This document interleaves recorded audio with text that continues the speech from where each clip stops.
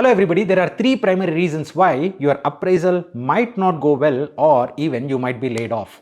And the first one is business reasons, the second one is cultural reasons, and the third one is individual performance related reasons. Let's start with the most interesting one, individual performance reasons. What happens in the corporate world when some delivery blows up, when some product is not performing as expected? Everybody in the team will start blaming each other, but there is one person who cannot blame anybody. That is the lowest person in the hierarchy, an entry-level resource, or if it's a contractor working for a client, they typically just can't go and say, hey, it is your mistake. They just cannot point fingers. When somebody is not able to point fingers, then obviously a lot of shit comes along their way. So whenever something goes wrong in the entire organization or in that particular business unit, the most amount of blame happens to fall on the lowest person in the hierarchy. And that could be one of the reasons why the performance ratings or even layoffs happen to the low-level individuals. This is very, very common. Well, what is in your hands might not be nothing. That's what you'll be thinking, but there is one thing that you can do.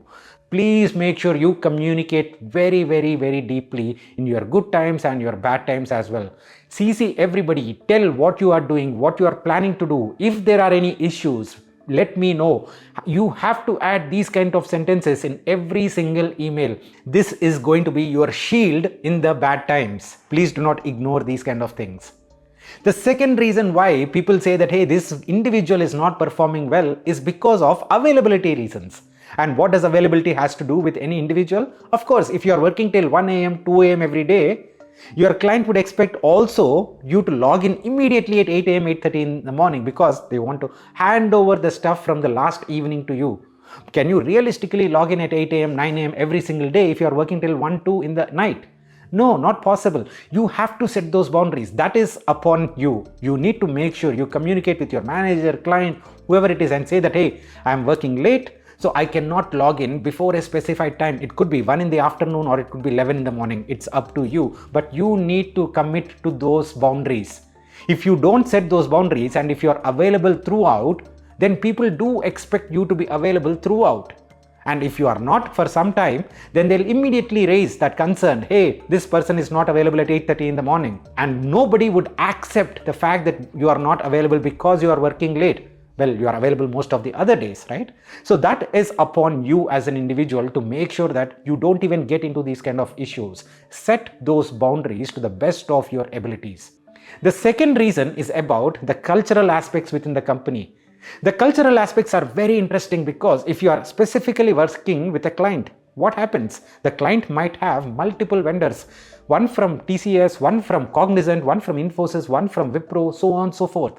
And nobody has any kind of interest in the other person's growth. They all are working from different companies. They are there just to help the client get their job done. In that scenario, it becomes extremely difficult to expect any support from others. And again, if you don't have that proper knowledge transfer, people would blame you when you start working. It's the first day or the 30th day or the 100th day, doesn't really matter. You can't perform because there is no proper KT and you would be again blamed about it. The other thing that can also happen in these issues like cultural issues is your manager is trying to corner you. And why would your manager try to corner you? Because you are a contractor and the manager is the client. And they have absolutely no reason to take your side. So they will corner you for whatever it is. If the team delivery doesn't work well, they'll say the contractor didn't do the job, just fire the contractor. Or they'll pick you up in front of the entire team and say, hey, I have been telling you to do this, why didn't you do that at all? The third reason is business reasons, which are definitely not under your control. For example, if your company is merging with another company, what happens? There are 10 people doing a specific kind of work in company 1 and there are another 10 people in company 2 who are also working on similar kind of work. And these two companies are coming together because they want to eliminate a few resources and save costs. And that is the reason why 10 plus 10 is not 20 anymore. They will cut down 5 people and say 10 plus 10 is now 15. We can get the same amount of work done with these 15 people. And that is one of the major reasons for layoffs. And the other one could be the business division itself is not performing well. In these kind of situations where we are currently living in, when there is a recession possibility, when the macroeconomic situation is not working out very well, if a division is not performing well, then most of the employees within that division would be impacted. For example, take Alexa. Amazon has been running Alexa for over 8 years now, and they never bothered about the profits that Alexa generates. But now, since the overall business climate is not very favorable, they need to start looking into business units which are not generating profits. And they of course stop at Alexa because it is not profit generating business unit. The third reason again is if you are working in something called as a cost center. And what is a cost center? The functions within the business which directly don't contribute to revenues of that particular company.